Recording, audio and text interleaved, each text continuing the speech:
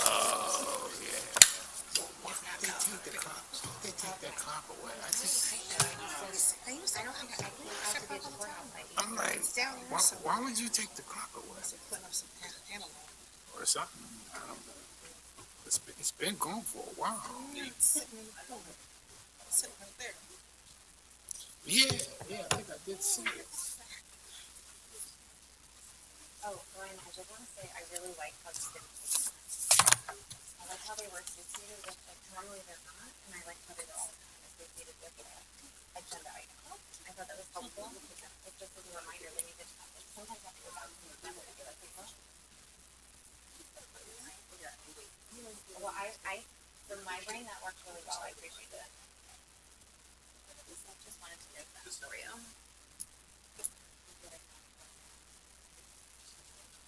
Right?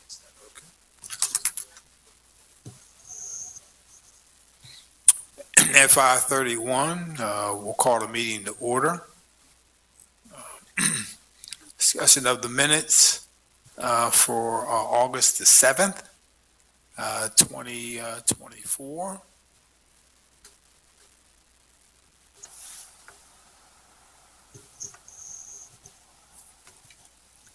I'd like to make a motion to approve the minutes for August 7th, 2024. I'll second.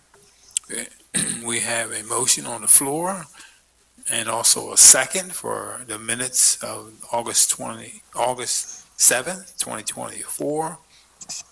Ready for the question? All in favor, let it known by saying aye. Aye. Aye. Aye. Aye. Aye. Aye. Opposed? Ayes have it. Motion carried. 3, subdivision and land development. A, waiver of land development, 1801 Hempstead Road.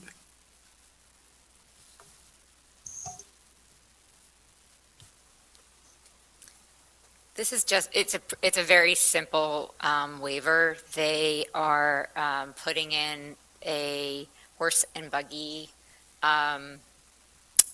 They're taking up 10 spaces of their parking lot essentially and building a little shelter for the horse and buggy. And so it qualifies completely as a waiver, except that it exceeds the 400 square foot threshold because it's going to be like 1,200 square feet. But in every other way, it is in accordance with a no impact land development.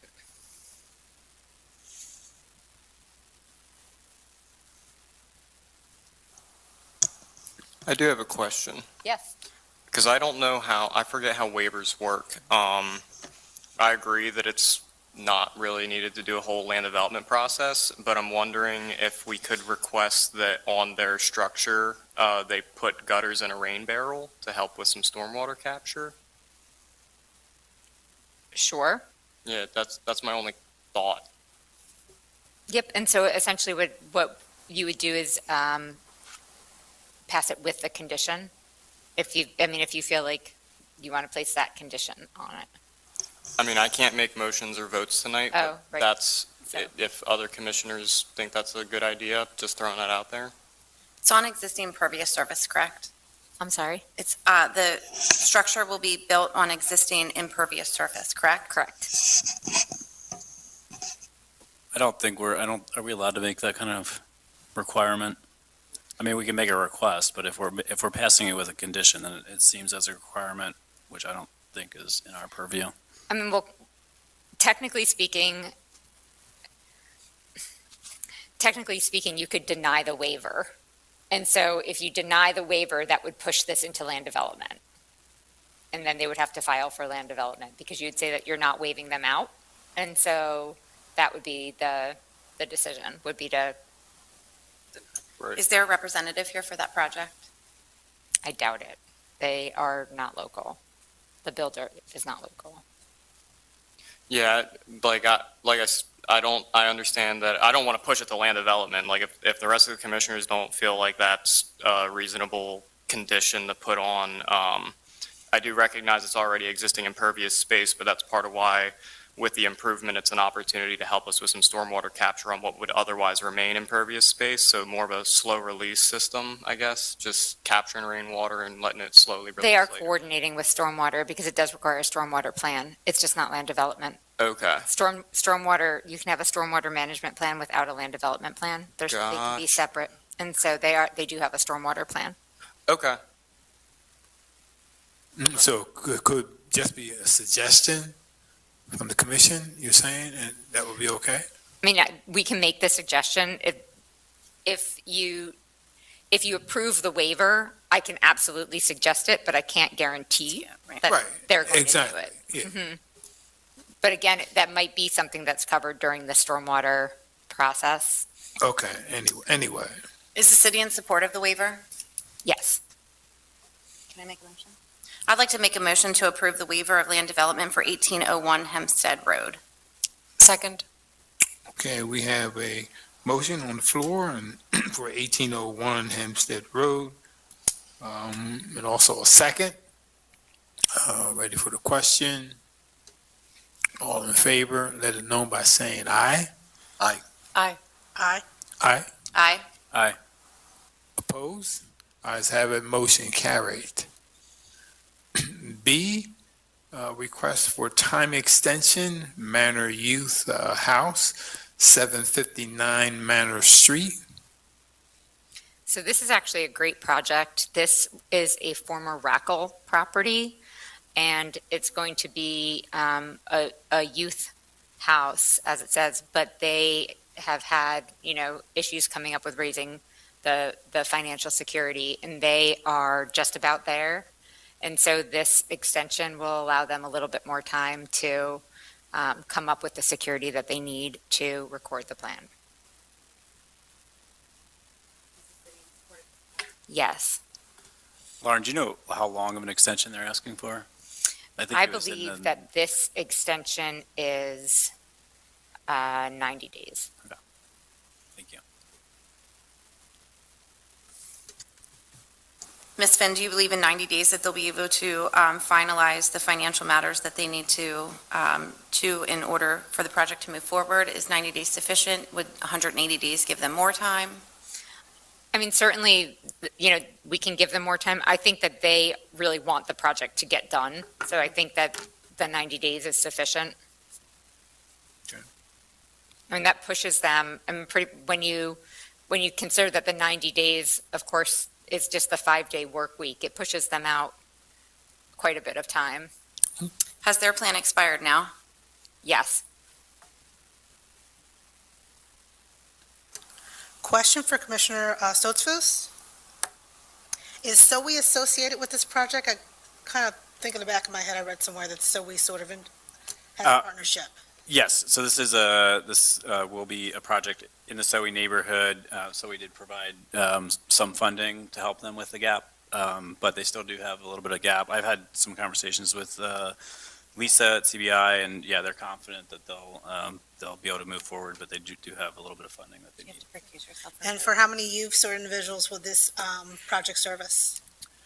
It's a great question. I believe I think they're doing like 2 apartments and I think 9 or 10 SROs. Okay. And it is targeting youth who are aging out of foster care and youth who are homeless. Really, I mean, Valley Youth House has a great reputation, do really good work, and obviously very needed here in Lancaster. Thank you. What's an SRO? Oh, sorry, single room occupancy. Thank you. I know a lot of times this 90 days will put you right towards the end of the year where a lot of things happen with schedules, especially people who are trying to make meetings and parties and things like that. Would it be unreasonable to ask for 120 days instead what I was to give them more time and that put them in the new year? I don't think it will hurt anyone. It's absolutely fine with me. Mr. Whalen, I agree with that. Can I make a Okay. motion? I would like to make a motion to approve the request for time extension for Manor Youth House at 759 Manor Street for 120 days. I second. Okay, we have the motion on the floor for Manor Youth House, 759 Manor Street, for time extension 120 days, 120 days. Ready for the question? All in favor, let it known by saying aye. Aye. Aye. Aye. Aye. Oppose? Hearing none, ayes have it, motion carried. C, request for time extension 422 Ruby Street. So this project is literally on the brink of being ready, and they only asked for 60 days. And they were really specific. They said within 60 days they'll be ready. So I feel very comfortable with that. 60. Yes, Okay. 60. 60.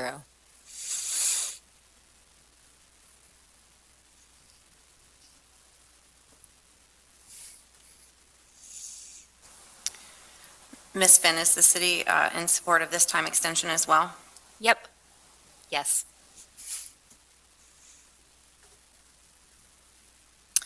Just considering what Mr. Whalen and I were on the same page earlier, should we consider just 90 days just to give them a little extra time in the event that that 60 days, something pops up, something occurs, just Give them a whole 120. I would disagree. I don't think we should get into the practice of giving developers more time than they've requested. If they're requesting 60 days, then they should be confident that they can do it within 60 days. It also just gives, I don't know, I like adding some pressure so people get things done. Just my Yeah. opinion. I can appreciate that. Yeah, I agree. Mhm. Is this the homeowner that came before us a couple months ago at this point, or is it, because I forget what, That was Manor Street. that was on Manor Street? Okay.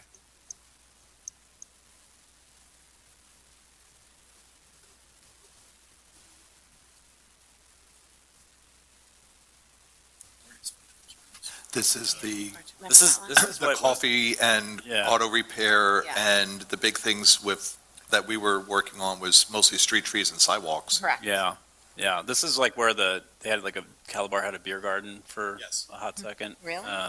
Yeah, like that was last summer.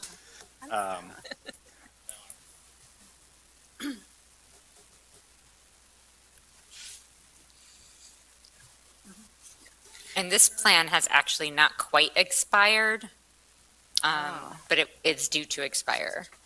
It might be know, like yeah. this week or next week. Okay. Somebody It's else? hard to catch them in between the meetings. You got it. I would like to make a motion to approve a 60-day time extension for 422 Ruby Street. Second. Okay, we have a motion on the floor to approve time extension, 60 days for 422 Ruby Street. Ready for the question? All in favor, let it known by saying aye. Aye. Aye. Aye. Aye. Opposed? Hearing none, motion carried. 4, staff report to Planning Commission. I just wanted to just take a moment to provide a small update. We do have some land development plans that are getting ready to be submitted for preliminary/final review that went through the sketch plan review process and will be submitting for preliminary final. So just as a heads up, those will be coming through. I think that we have potentially 3 or 4 that are about ready for submission. And so just to know that those are on their way. For another kind of bigger update, the Thaddeus Stevens Community Learning Center, I don't know how many of you were kind of on board for that. That is rocking and rolling. They're starting construction. They had their pre-construction site visit. There were a couple of funny little glitches because it's a state property.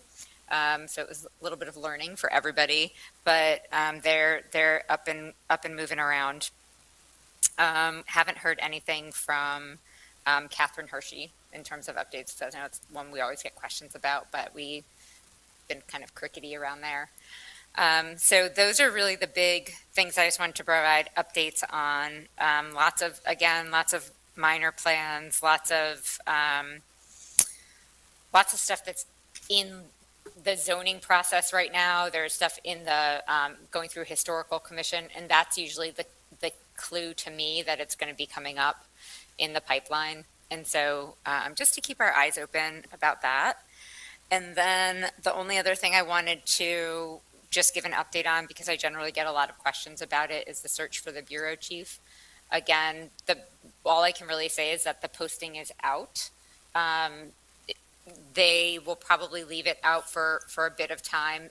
We have received a few applications, and those are under review, but we anticipate that the process will take at least the remainder of the year. So not anticipating anybody filling those tremendous shoes that Douglas left before January for sure. And so then we'll kind of, again, we're going to come into a really difficult time of the year.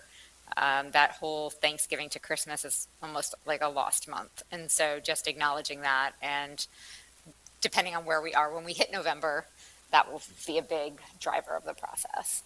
So I just wanted to provide those updates.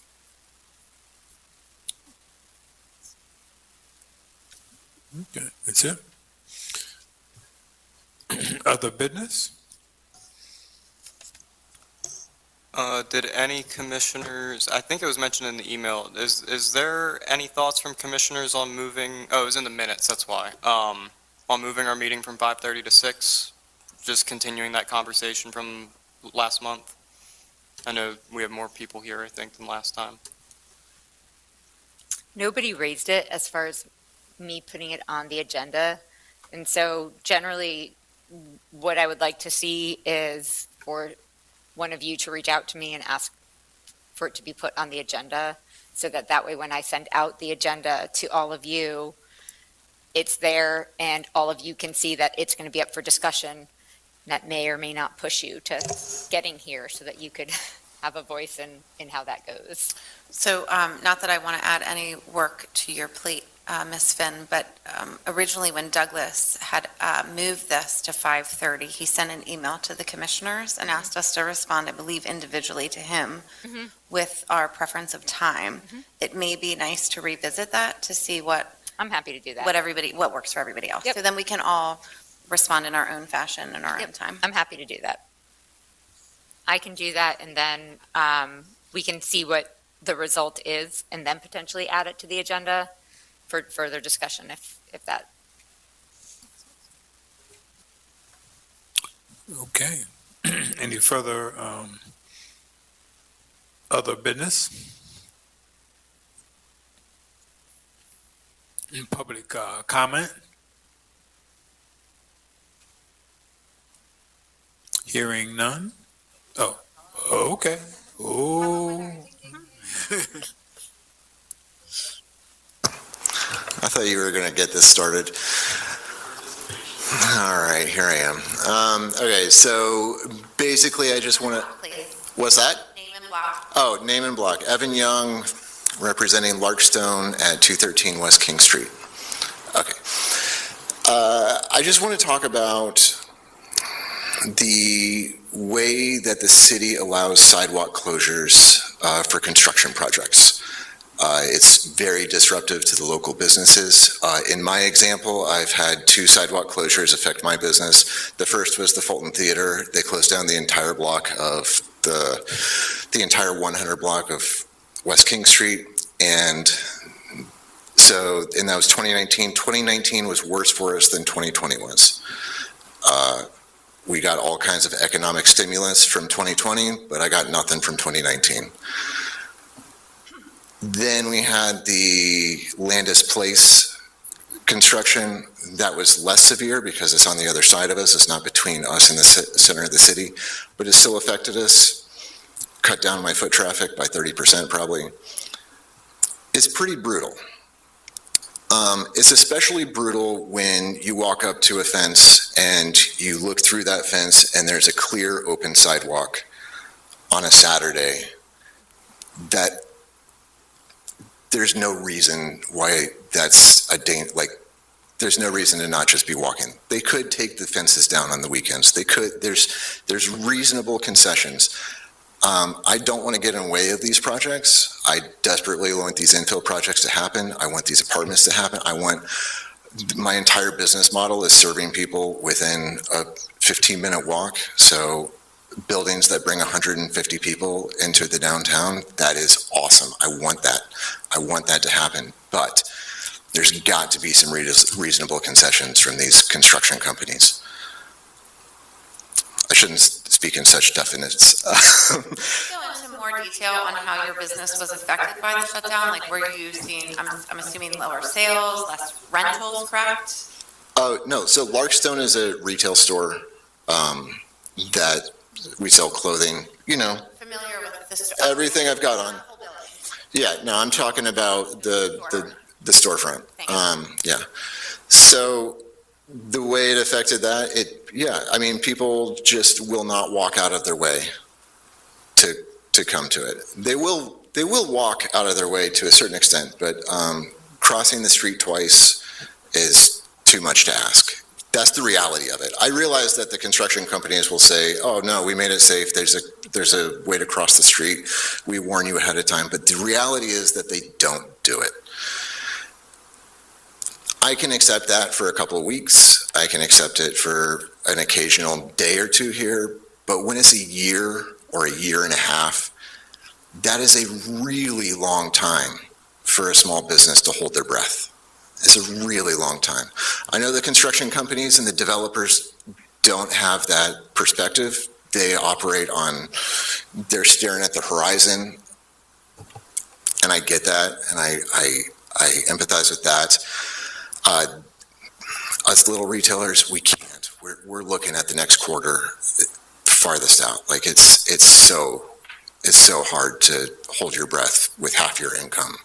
So for example, are you looking for, as you mentioned, for the gates to come down on the weekends and then go back up during the week? Is that something that you're suggesting?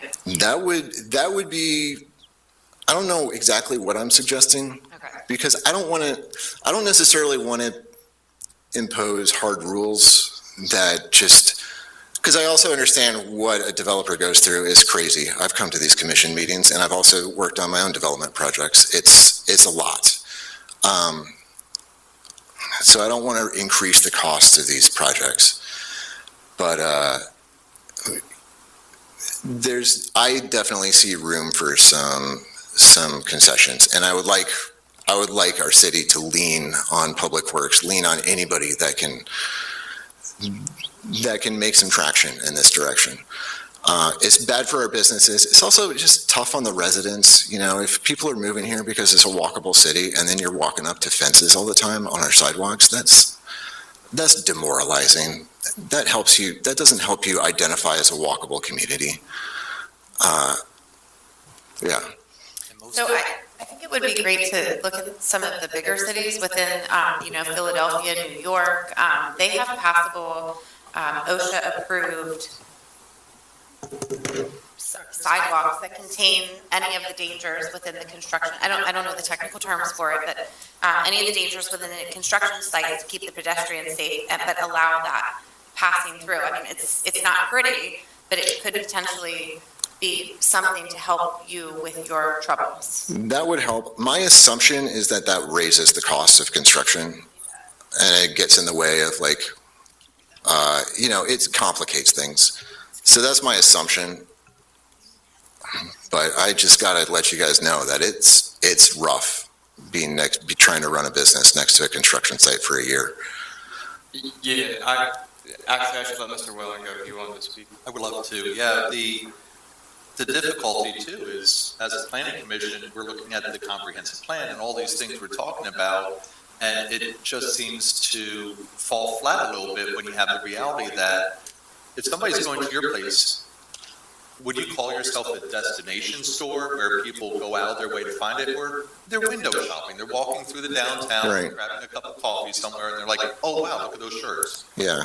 I'm trying to be part of a place. Is up and down King, Prince, all these places, they're window shopping, and you can't window shop when you have to do that whole family circle, you know, or you're running around the backyards kind of thing to get to somewhere. It's not practical for you to stay in business. And we need to somehow, within what we can do, be more sensitive to that. And that's a big ask, but we should be really aware of it and cognizant of it somehow. Yeah. So I agree with a lot of what's been said, and I appreciate you bringing this up to us, because I also agree that from a residential perspective, it's really difficult to see these places. So I think of two corners in particular when we have this conversation, where the apartments just went up on 202 North Queen and the corner of the 300 block of North Queen. And these projects, especially as these projects get larger, these streets stay closed for longer, and so not having any requirement in place that there's passability, because I think we're all on the same wavelength that there are going to be times when you're right up to this right of way that the sidewalk's going to be closed, but there are alternatives than just saying, oh, across the street, you're going to be fine. Because if someone walks halfway down the street and they're like, oh, so I can either cross midway or walk along the fences and risk getting hit by a car. Like, we're talking about safety issues and just the natural way that people move. Yeah. People do always walk in the traffic lane. They do. Yeah. And it's also infuriating, even on work days, when you walk up to these fences and the fence goes into the parking lane, and they just have it fenced off so that somebody's F-250 can park there because they had to haul their clipboard to work. I mean, I know I'm not very professional, but come on, like, we've all seen it. It's obnoxious. I think we have been doing, or the city has been doing more of the mid-block crossings, which does help, and I don't know, Lauren, you probably don't know the answer to this question, probably more of a public works question, sort of what is the criteria when they're willing to do that? Obviously, it's easier if it's a smaller infill project, or, you know, like closing down the 100 block of West King, you're not really gonna be able to do a mid-block crossing, but that is at least something that I think the city is doing that does make a difference. And looking at the project on Prince Street, I don't see any other way that they could have done it better other than maybe making that mid-block crossing a lot more obvious so that people actually slow down. So they're not right now, at all. So. And one of the reasons why I was actually, I don't want to say thrilled, but glad that we had a conversation about this is we're looking at a lot of development happening on Prince Street in the near future, and I don't see any possibility at all that they will not overlap, and we will not have a hodgepodge of mid-block crossings. I mean, the whole thing that brings people to those blocks, there's no way people are going to go get a pie or go look at artwork if they have to cross the street 3 times to get there. I don't see how it's possible that our businesses that are the big attraction that made this city what it is today are going to, I don't want to sound gloom and doom, but seriously, survive with all this construction. And we're trying to build this beautiful, walkable community. So I just wish there was a way we could do more as a planning commission, but I know we're limited. I would be interested to know if, as a small business owner, I would assume that you have other small business owner friends within the city. And Yeah. I would be interested to know how they're impacted, how their businesses are specifically impacted, not them themselves, but their business is impacted by the closure of these sidewalks. And then I think that's definitely a conversation worth humoring and continuing for sure. I'm in support of what you're saying. I just don't know what the answer is. Okay, yeah, I will, it is hard to corral these cats. Go up to the 300 block of North Queen Street. I will drag them out. I will go and harass them and tell them to pull the data. The basic impact, like the impact on Queen Street, I think Commonweal sort of mentioned in a focus group, I think yesterday, that they saw about 30% reduction in foot traffic on the 300 block, which I have to assume has something to do with the closure of the sidewalks at 202. I think those closures were often unnecessary, and it is illustrated that they do have the ability to take the fences down when there's a special event, because they did for a race.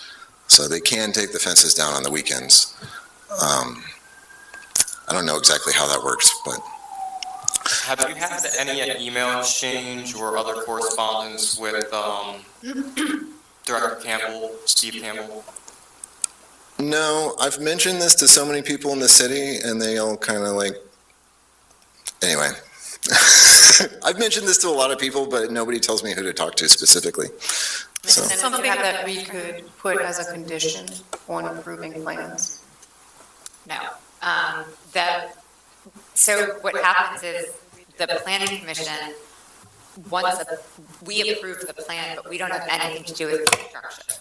And so the plan leaves my hands and it goes, now there are building permits that they have to then get. The developer goes from me to essentially building codes. And there are permits, but the only sign off even on those permits that I have is that the as-built plan looks the same as the plan that was submitted and recorded. And so there's very little that the planning bureau can do in this particular instance. What I can say is I can acknowledge that the city sees the problem. I know that's not helpful for you, but I can tell you that we clearly acknowledge that sidewalks are being blocked for way too long, and that something needs to be done. It's a matter of what, and kind of who takes that on. We have, this commission and my office have very little, have actually zero authority for this, but I think that they are trying to move in that direction. So for example, the 118 North Prince, they did their best to reach out to business owners in advance and to notify them. I know that signs were created that said, please be sure to patronize these businesses while the sidewalk is closed. I think that that's their way of kind of acknowledging, hey, we know this is far less than ideal, so that was a step toward it. right. And so I think that if they start to see that that's not enough, maybe there is another step to be made. Again, it's not a step by us. It is a Department of Public Works issue. And so I know that Steve Campbell was mentioned, and so he's the Director of Public Works. He would certainly be able to route the question. Again, I think that a lot of it probably sits in permits. And so when the developers go into construction phase, it goes to the permitting world. And so my guess is that all of those sidewalk closures are part of the permitting process, and how long they can stay, and the hours that the gates are up, and when they're told to take them down. My guess is that all goes through permitting. So that becomes a little bit trickier because that's less DPW, Department of Public Works, and so, the public right-of-way is the sidewalk, and that is the purview of the Department of Public Works. You see where this is going, but the permits come from a different office. And so, one option that you do have is city council. That because it overlaps different bureaus and departments, it may be more of an issue for city council. Okay. So that would be, especially if you were to go around and collect signatures from other people, so it wasn't just you. And then, of course, you'd be able to do something similar, do public participation at a city council meeting. You just have to become prepared because you only have 3 minutes when you do that. And so, Also, I've been curious, have you brought this up at the downtown merchants meetings or with the DID? Because I feel like if you got a bunch of downtown business owners. Oh my God, yes. I assume so. The feedback I got from the City Alliance is that they met with people, and the response is, it's too expensive. That's a very vague answer. That seems like I just don't want it to do there's a little bit more work. Like, I don't, give me specific examples of how much more it's going to cost. Get the data together, give them proof points. I can probably pull proof points from a few businesses. Some of these guys have already gone out of business. They're gone.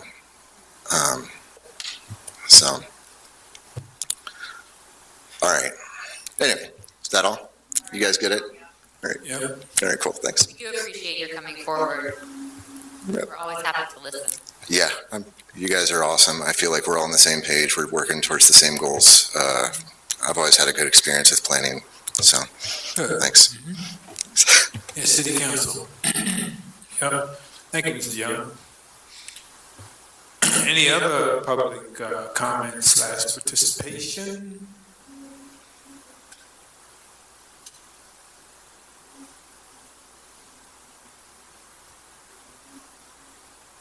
So, do I have a motion? Make a motion to adjourn the meeting. I'll second. Yeah, motion to adjourn the meeting. For the question, all in favor, let it know by saying aye. Aye. Aye.